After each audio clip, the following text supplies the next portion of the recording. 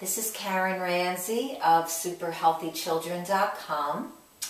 I want to talk with you about the importance of food combining. Now, many people say, what is that?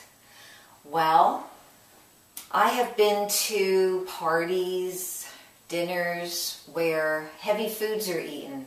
Let's say chicken and rice. And then after dinner, they have a big bowl of fruit for dessert. Well, if we know about the water-rich foods, we know that fruits are very high in water content. And our body is also a science.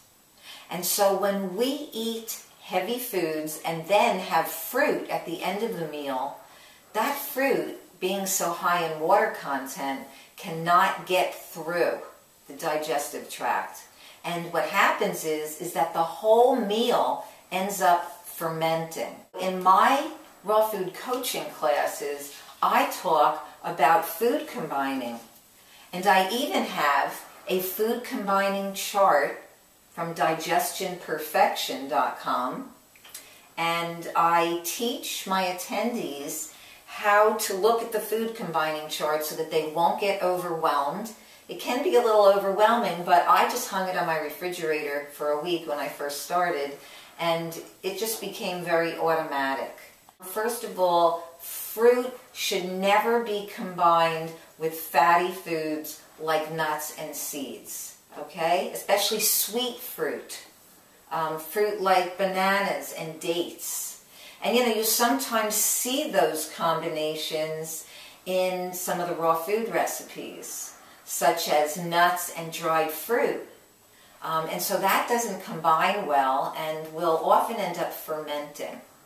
And so it's okay, you want to have a cake or a pie made with nuts and dried fruit once in a while at a party or a potluck, okay. But on a daily basis, you should not be combining sweet fruit and nuts and seeds. So that's one example. It's also not a good thing to be combining fats and proteins with other fats and proteins. So on a day when you're having some avocado, you don't want to have another fat like a nut or a seed. Also, nuts and seeds go very well with leafy green vegetables. What it does for me and for many others who are my students is it helps them to improve their digestion and have better assimilation. And also, when you're just digesting a few ingredients at a time that are well combined, you don't end up getting gassy or bloated, and you just have increased energy because the food that you're eating digests well.